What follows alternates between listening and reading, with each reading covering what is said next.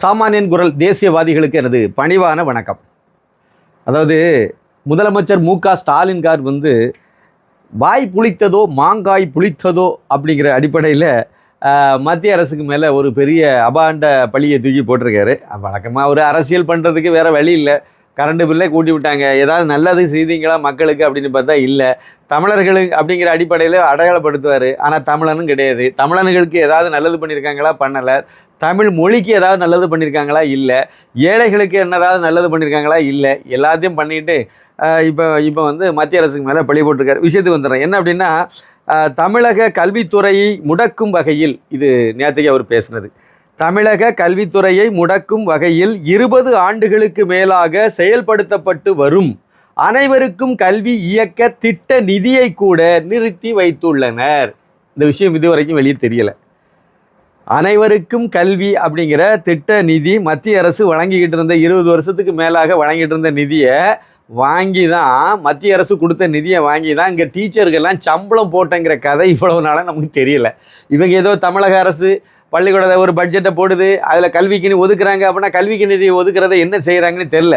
எங்கேயோ பங்கு வச்சு சாப்பிட்டுட்டு தெரியுறாங்கன்னு நினைக்கிறேன். அப்போ மத்திய அரசுலேருந்து வாங்கினதை வச்சு தான் இங்கே பள்ளிக்கூடத்தெல்லாம் நடத்திக்கிட்டு இருக்காங்கிறது இப்போ தான் நமக்கு ஒரு உண்மை தெரியுது. அடுத்த பாயிண்ட்டு கேட்டால், புதிய கல்விக் கொள்கையை செயல்படுத்துவோம் என ஒப்புக்கொண்டால்தான் நிதி தருவோம் என்கிறார்கள். அதான் நிதி தருவார்களாம். இது மத்திய அரசு, மோடி அரசாங்கம் இந்த கல்விக்கு நிதியை நிறுத்தி வச்சிருக்கு. அந்த நிதியை நீங்கள் ஏன் தரலன்னு கேட்டால், புதிய கல்விக் கொள்கையை நீங்கள் ஒத்துக்கிடுங்க, அதை நடைமுறைப்படுத்துவேன்னு சொல்லுங்கள், அப்போ தான் நாங்கள் உங்களுக்கு தருவோம் அப்படின்னு சொல்லி நிதி தருவோம்னு சொல்கிறாங்க. அடுத்த பாயிண்ட் ரொம்ப ரொம்ப முக்கியமானது. மாணவர்களின் கல்வி பாழாகுமே, ஆசிரியர்களுக்கு ஊதியம் வழங்க முடியாமல் போகுமே என்றெல்லாம் அவர்களுக்கு கவலையே இல்லை. மேட்ரு நான் இப்போ சொன்ன பாயிண்ட் போச்சா? தமிழகத்தில் ஆசிரியர்களுக்கு கொடுக்குற சம்பளம் கூட கொடுக்கறதுக்கு துப்பு கெட்ட அரசாங்கம் தான் தமிழ்நாட்டில் இருக்குது. இவங்க மோடி அரசாங்கம் கொடுக்குற சம்பளத்தை வாங்கிக்கிட்டு ஒரு பக்கம் இவங்க அப்பா போட்டவும், ஒரு பக்கம் இவர் ஸ்டாலின் கார் போட்டவும் ஒட்டி வச்சுக்கிட்டு திரிவாங்களாம். நல்லா இருக்குல்ல கூத்து? இதைத்தான் இவ்வளோ வருஷமாக செய்திருக்காங்க. இப்போ மத்திய அரசு நிதி கொடுக்கலைங்கிறத இவர் வாயினால் சொன்ன பிறகு தான் நமக்கு தெரியுது. மத்திய அரசு நிதியில் தான் இவங்க இவ்வளோ வண்டியை ஓட்டிக்கிட்டு எல்லா திட்டங்களும் அப்படிதாங்க. அதாவது எஸ்சி எஸ்டி, அதாவது பட்டியலின சமுதாய மாணவர்களுக்காக ஒதுக்கின நிதியை இவங்க 1000 ரூபா திட்டத்துக்கு மாற்றி விட்ருக்காங்க. இதை மாதிரி பல்வேறு திட்டங்களுக்கு மத்திய அரசு ஒதுக்கக்கூடிய நிதியெல்லாம் மாற்றி மாற்றி மாற்றி மாற்றி விட்டு இவ்வளோ நாளும் தீபாவளி குளிச்சுக்கிட்டு இவங்க ஸ்டிக்கர் ஓட்டிட்டு இவங்க 1000 ரூபா கொடுக்கறதுக்கு மத்திய அரசு நிதியை தான் தூக்கி போய் மடமாட்டம் பண்ணி விடுறாங்க. இவங்க மற்றபடி வரக்கூடிய நிதிகளை எல்லாம் மாற்றி மாற்றி விட்டுருக்காங்க. இப்போ இதில் என்ன முக்கியமான 2 விஷயத்தை நம்ம பார்க்கணும். இதோட நிப்பாட்டில் இன்னொரு பாயிண்ட் இருக்குது, அதை சொல்லிட்டு நம்ம அடுத்த விஷயத்துக்கு போயிடலாம். தங்களின் கொள்கை திணிப்பையும், அது மத்திய அரசு பாஜகவினுடைய கொள்கை திணிப்பையும் இந்திய திணிப்பையும் மட்டுமே பாஜக அரசு முன்னிறுத்துகிறது. அப்போ பாஜக அரசு என்ன செய்தா, மோடி அரசு என்ன பண்ணிட்டு இருக்காங்கன்னா, ஒன்று அவங்க கொள்கையெல்லாம் திணிக்கிறாங்களா, பிறகு உங்கள் தீகா கொள்கையை திணிப்பாங்க, அர்த்தம் வேண்டாம். இல்லை உங்களுடைய அந்த சுதந்திரம் வேண்டாம்னு சொன்ன கொள்கையை அவங்க திணிப்பாங்களா? சுதந்திரம் வேணும்னு சொன்ன கொள்கையை தானே அவங்க திணிப்பாங்க. இந்த பிரிவினைவாத கொள்கையை அவங்க திணிப்பாங்க. தேசம் ஒன்றுன்னு சொல்லுவாங்க, நேஷன் ஃபஸ்ட்டுங்கிறது அவங்க கொள்கை, அதை தானே அவங்க திணிப்பாங்க. அது நல்ல விஷயம் தானே. உங்கள் கொள்கை தானே கூறுகட்ட கொள்கை, கூறு போடுற நாட்டை துண்டாடுற கொள்கை உங்கள் கொள்கை. அதை அவங்க ஏற்றுக்க மாட்டாங்களா? சரி, விஷயத்துக்கு வரேன். இல்லை ரெண்டு விஷயம் நம்ம சுருக்கமாக பார்ப்போம். ஒன்று என்ன அப்படின்னா, மத்திய அரசினுடைய புதிய கல்விக் கொள்கையில் உங்களுக்கு என்ன வந்தது, அதை அமுல்படுத்துறதுல உங்களுக்கு என்ன ஐயா பிரச்சனை, அதை சொல்லுங்கள். நீங்கள் சர்வதேச தரத்துக்கு இணையாக 35 வருஷமாக பாடுபட்டு ஒரு கல்வி திட்டத்தை, அதுவும் பாஜக கொண்டு வரல, மோடி கொண்டு வரல, அது ஏற்கனவே இருந்த கடந்த கால அரசாங்கம். இன்னும் சொல்ல போனால் உங்கள் கூட்டணி கட்சி இருக்குல்ல காங்கிரஸ், அவங்க ஆட்சியில் இருக்க போது தான் அதுக்கெல்லாம் அஸ்திவாரம் போட்டிருக்காங்க. இந்த மாதிரி நம்ம கல்வியை அதெல்லாம் நல்லா செய்வாங்க. அஸ்திவாரம் போடுவாங்க. நீட்டுக்கு அவங்க தான் கொண்டு வந்தாங்க. எல்லா திட்டத்தையும் பாருங்கள், அவங்க தான் கொண்டு வந்தாங்க. நீட்டு கொண்டு வரப்பட்டது எப்போ? 2014க்கு முன்னாடி கொண்டு நடைமுறைப்படுத்திட்டாங்க. அப்போ மத்தியில் பங்கெடுத்த ஆட்சி எது? 2014 வரைக்கும் மத்தியில் தொங்கிக்கிட்டு இருந்தது யார்? திமுக. இந்த களவாணிகள் அங்கே போய் தொங்கிக்கிட்டு இருந்து அப்போ தான் நீட்டு நடைமுறைக்கு வந்தது. அப்போ தான் அதை ஜிஎஸ்டிக்கும் அப்போ தான் எல்லாமே கொண்டு வந்தாங்க. அதனுடைய இதெல்லாம் வகுத்தாங்க, எல்லாமே செய்தாங்க. இப்படி எல்லாம் செய்தாங்க. இதெல்லாம் நாட்டுக்கு நல்லதுங்கிற அடிப்படையில் மோடி அரசாங்கம் அதை நடைமுறைப்படுத்துது. அவ்வளோதான், படுத்தியிருக்கு. அப்போ இப்போ நீங்கள் அன்னைக்கு இது நீட் எக்ஸாம் வேணும், இன்னைக்கு வேண்டாம், என்ன நிலைப்பாடு? இதுதான் திமுக களவாணிகளுடைய நிலைப்பாடு. இதுதான் இதான் இவங்க கொள்கை. இதுதான் கொள்கையும் கிடையாது, ஒரு கூப்பாடம் கிடையாது.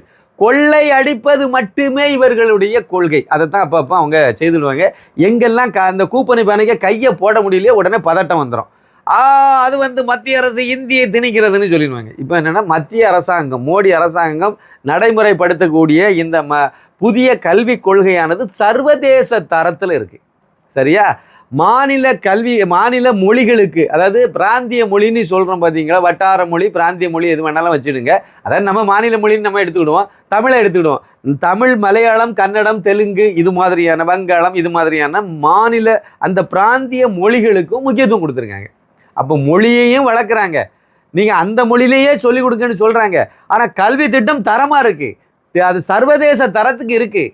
ஆனால் இந்த திராவிடியா மாடல் அரசாங்கம் மட்டும் அதை நான் நடைமுறைப்படுத்த மாட்டேன்னு சொல்லிட்டு இருந்துட்டு, நாங்கள் அதற்கு பதிலாக வேறு கல்வியை நாங்கள் பண்ண போகிறோன்னு சொல்லி கருணாநிதிக்கு ஃபோட்டோவையும் கருணாநிதிக்கு பாடத்தையும் திணிக்கிறதுல உறுதியாக இருக்காங்க.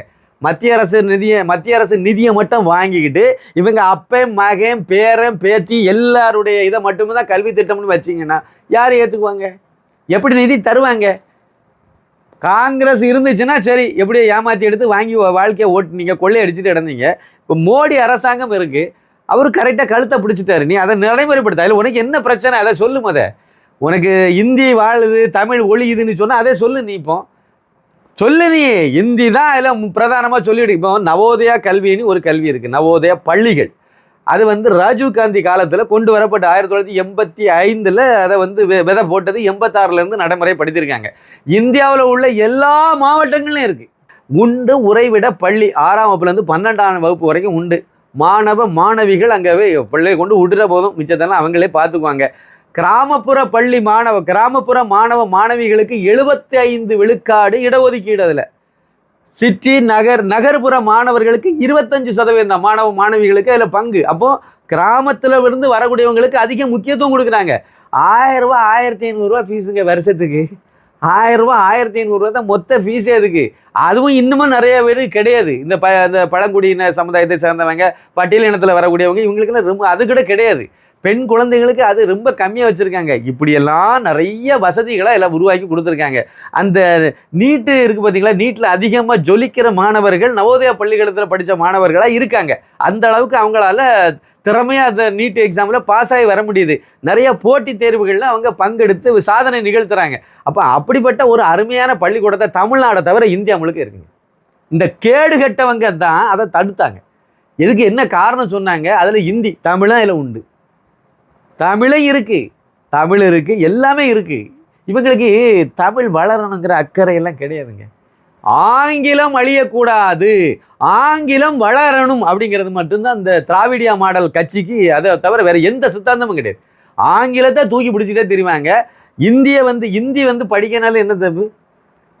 ஒரு சின்ன துணுக்கு செய்தி சொல்கிறாங்க, சமீபத்திய செய்தி. காவிரி நீர் சம்பந்தமாக, தாவா சம்பந்தமாக டெல்லியில் போய் மத்திய அமைச்சர் சந்திக்க போனோன்னு சொன்னார். யார்? நம்ம மாநில அமைச்சர் துரைமுருகன், ஒரு மூத்த அமைச்சர். இங்கேருந்து ஃப்ளைட் ஏறி போய் அங்கே போய் அவரை சந்தித்தார். வெளியே என்ன சொன்னார்?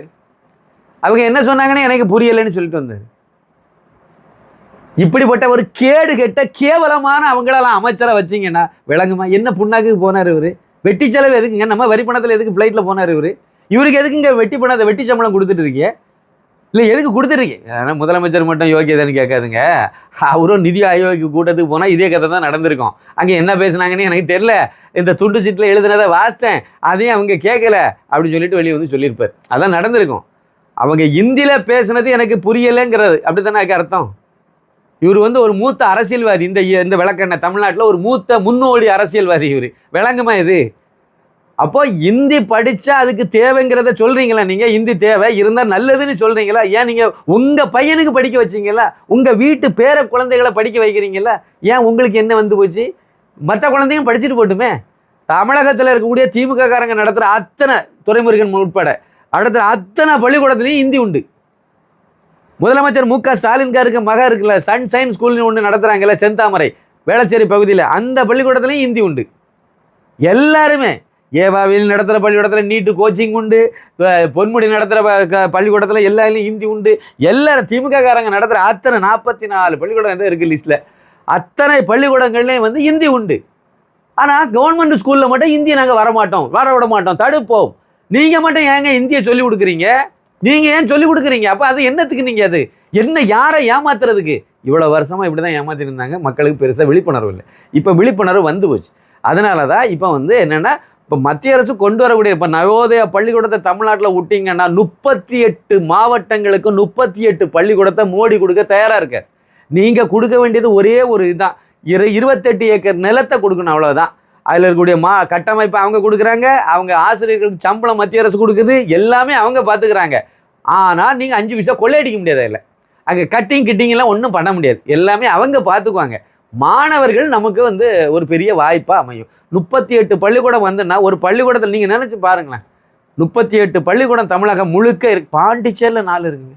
பாண்டிச்சேரி மாநிலத்துக்குள்ளால இந்த யூனியன் பிரதேசத்துக்குள்ள 4 பள்ளிக்கூடம் இருக்குது. பாண்டிச்சேரியில் 1 இருக்குது, காரைக்காலில் 1 இருக்குது, ஏனாமில் 1 இருக்குது, மாஹேயில் 1 இருக்குது, 4 இருக்குது.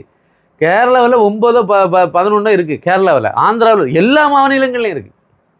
இப்போ இவங்க மட்டுமே வந்து சொல்லப்பட்ட காரணம் என்னது, இந்தி திணிப்புன்ட்டு. அதில் என்ன, தமிழ்னு சொல்லி தான் கொடுக்குறாங்க. ஆனால் நீங்கள் திமுக காரன் நடத்துகிற பள்ளிக்கூடத்தில் தமிழே கிடையாது. சன்ஷைன் பள்ளிக்கூடத்தில் தமிழ் கிடையாதுங்க. முதலமைச்சருடைய மகாதானம் நடத்துகிற கேட்க சொல்லுங்க. இவர் தமிழை வளர்க்குறாராமா. இவர் வந்து சொல்கிறாரு, இவங்க வந்து புதிய கல்விக் கொள்கையை நீங்கள் ஏற்றுக்கொண்டால்தான் சம்பளம் தருவேன்னு சொல்லிட்டாங்க, நிதி ஒதுக்குன்னு சொல்லிட்டாங்கன்னு சொல்லி இப்போ அதை நைஸாக இப்படி கொண்டு வந்து அதுக்கு பின்வாசல் வழியாக வந்து அது வந்து இந்தி திணிப்பை தான் அவர்கள் வந்து நோக்கமாக கொண்டிருக்கிறார். இதில் என்ன இந்தி திணிப்பு வேண்டியிருக்கு? மத்திய அரசு ஒரு தரமான கல்வியை கொண்டு வருது, சர்வதேச அளவில் கொண்டு வருது. இங்கேருந்து போகக்கூடிய வட இந்தியாவில் போனால் இந்தி மட்டும் இல்லைங்க, நீங்கள் விருப்ப லாங்குவேஜ் என்ன வேணாலும் எடுத்துக்கலாம்.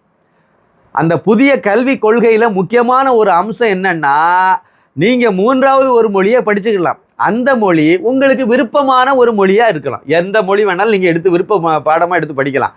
அதில் நாம் இங்கே உள்ள மாணவர்கள் விருப்பமாக ஹிந்தி எடுத்து படிப்பாங்க. ஆனால் வட இந்திய மாணவர்கள் என்ன செய்வாங்க? ஊபியில் உள்ளவனுக்கு ஹிந்தி தான் தாய்மொழி. அவன் என்ன செய்வான் சொல்லுங்கள்? பெங்காலி எடுத்து படிக்கலாம், மலையாளத்தை எடுத்து படிக்கலாம், தமிழை எடுத்து படிக்கலாம். தமிழுக்கு முக்கியத்துவம் கொடுத்து தமிழை எடுப்பானா மாட்டானா சொல்லுங்கள்? இப்படி வட மாநிலத்தில் உள்ளவங்களுக்கு தமிழ் வந்து ஒரு தொன்மையான மொழி. குஜராத்தியோ இல்லைனா மற்ற ஏன்னா குஜராத்திலாம் ஹிந்தி அவங்களுக்கு தெரியும். அதில் அவங்க யாருமே இந்திய 3வது மொழியாக எடுக்க வாய்ப்பே இல்லை. ஏன்னா பெரும்பாலும் தமிழகத்தை தவிர பெரும்பாலும் எல்லா மாநிலங்களிலும் இந்தி ஏற்கனவே இருக்குது உள்ளல. அதனால் அவங்க எல்லாம் தமிழை ஒரு மொழியாக எடுத்து படித்தாங்கன்னா தமிழ் வந்து இந்தியா முழுக்க போகும்ல. இந்த குறைந்தபட்ச அறிவு கூட இந்த கூறுகட்ட ஆட்சியாளர்களுக்கு இல்லைன்னா நம்ம எங்கே போய் என்னத்தை சொல்ல முடியும்? அப்போ உங்கள் நோக்கம் வந்து தெரியாதுன்னு சொல்ல முடியாதுங்க, எல்லாம் தெரியும். நோக்கம் வந்து அந்த புதிய கல்விக் கொள்கையை நீங்கள் நடைமுறைப்படுத்தினால் திமுகவினர் நடத்தணும் அத்தனை பள்ளிக்கூடத்தையும் இழுத்து மூட வேண்டிய நிர்பந்தம் வரும். ஏன் அப்படின்னு கேட்குறீங்களா? அவங்களும் இந்த புதிய கல்விக் கொள்கையை தான் நடைமுறைப்படுத்துவாங்க. இந்த அரசாங்க பள்ளிக்கூடமும் புதிய கல்விக் கொள்கையை தான் நடைமுறைப்படுத்தி படுத்துவாங்க. அப்போது தனியார் பள்ளிக்கூடத்துலேயும் அரசாங்க பள்ளிக்கூடத்துலேயும் ஒரே கல்வி திட்டத்தை கொடுத்தீங்கன்னா அரசாங்க பள்ளிக்கூடத்துக்கு தான் எல்லாரும் பிள்ளைகளை சேர்ப்பாங்க, தனியார் பள்ளிக்கூடத்துக்கு சேர்க்க மாட்டாங்க. அதான் பிரச்சனை. இப்போவே நீங்கள் பாருங்கள், புதிய கல்விக் கொள்கையின் அடிப்படையில் எல்லா தனியார் பள்ளிக்கூடத்துலையும் பாடத்திட்டத்தை வகுத்து இப்போ அவங்க எல்லாம் நடைமுறைப்படுத்திடுவாங்க. முதலமைச்சருடைய பொண்ணு நடத்துகிற பள்ளிக்கூடத்தில் வந்து மத்திய அரசு கல்வி திட்டம் இருக்கலாம், துரைமுருகன் நடத்துகிற பள்ளிக்கூடத்தில் வந்து மத்திய அரசு கல்வி திட்டம் இருக்கலாம், புதிய கல்விக் கொள்கையை நடைமுறைப்படுத்தலாம். அதே மாதிரி வந்து பொன்முடி நடத்துகிற பள்ளிக்கூடத்தில் வந்து புதிய கல்விக் கொள்கையை அமுல்படுத்தலாம். ஆனால் அரசாங்க பள்ளிக்கூடத்தில் மட்டும் நடைமுறைப்படுத்தக்கூடாது. என்ன ஒரு யோசனை பாருங்களேன். இதான் நம்ம அதாவது இங்கே தமிழகத்தில் ஏழைகளாக இருக்காங்க பார்த்தீங்களா, அவங்க தான் பிள்ளைகளை வந்து அரசாங்க பள்ளிக்கூடத்தில் சேர்க்குறோம். அப்போ அந்த ஏழைப்பாளைகளுடைய பிள்ளைகள் வாரிசுகள் வளர்ந்து வந்துடக்கூடாது. அது அந்த பள்ளிக்கூடத்தில் இதை கொடுத்தீங்கன்னா வளர்ந்துடும். அதோட இந்த தனியார் கல்வி நிறுவனங்களெல்லாம் இழுத்து மூட வேண்டியதாக ஆயிரும். ஆனால் அங்கே ஸ்ட்ரென்த்து வராது. அரசாங்க பள்ளிக்கூடத்தில் நீங்கள் முறையான கல்வியை கொடுத்தீங்கனாலே வராதுங்க அங்கே. இவ்வளவுதான். அதனால அவங்கள காப்பாற்றுறதுக்காக இவர் வந்து மறிஞ்சு கட்டிக்கிட்டு இந்த மாதிரி ஒரு இதை சொல்லிட்டு, ஆனால் சம்பளம் அவங்ககிட்ட வாங்கணுமா? மோடி வந்து சம்பளம் கொடுக்கணுமா அங்கே ஆசிரியர்களுக்கெல்லாம்? இவங்க வந்து இவங்களுக்கு இஷ்டத்துக்கு ஒரு கல்வி திட்டத்தை வச்சு அதில் இவங்க அப்பாவுக்கு பாடம், அப்புறம் ஈவே ராமசாமி நாயக்கரை சுதந்திரம் வேண்டான்னு சொன்னார் பார்த்தீங்களா, அவங்களுக்கெல்லாம் பாடம் வச்சு மக்களை வந்து ஏமாற்றிட்டு வைக்கம் வீரர் புடலங்கா மாடன் அப்படின்னு சொல்லி வச்சுக்கிடுவாங்க. இப்படியெல்லாம் சொல்லி ஊரை ஏமாற்றிட்டு அலையெல்லாம் நினச்சாங்க. அதை மோடி சாதாரணமானவர்களெல்லாம் கரெக்டாக செக் வச்சுட்டாங்க, வெளியே சொல்லிட்டு வைக்கல, வச்சுட்டாங்க. அது நமக்கு இப்போ தான் இவருக்கு வாயினால் கதறும்போது தான் நமக்கே தெரியுது, ஆகா இவ்வளோ பெரிய விஷயங்கள் இதுக்குள்ளே இருந்திருக்கு அப்படிங்கிறது புரியுது. அப்போ இனிமே தமிழகத்தில் ஆசிரியர்களுக்கு அரசு பள்ளி, அரசு உதவி பெறும் பள்ளி, இங்கே எல்லாம் நீங்கள் மத்திய அரசினுடைய கல்வி திட்டத்தை நடைமுறைப்படுத்தினால் மட்டும்தான் உங்களுக்கு சம்பளம் வரும். ஏற்கனவே போக்குவரத்து துறை ஊழியர்களுக்கெல்லாம் பென்ஷன், அதாவது ரிட்டையர்ட் ஆன பிறகு செட்டில்மெண்ட் பணத்தையே கொடுக்க முடியல உங்களால். இந்த லட்சணத்தில் நீங்கள் இருக்கிறீங்க. இந்த நிலைமையில் இனிமேல் ஆசிரியர்களுக்கும் சம்பளம் கொடுக்க முடியாத சூழ்நிலை நோக்கி தமிழகத்தை எடுத்து செல்கிறார் மு.க. ஸ்டாலின் அவர்கள் அப்படிங்கிறது தான் இன்றைய செய்தி. நன்றி, வணக்கம்.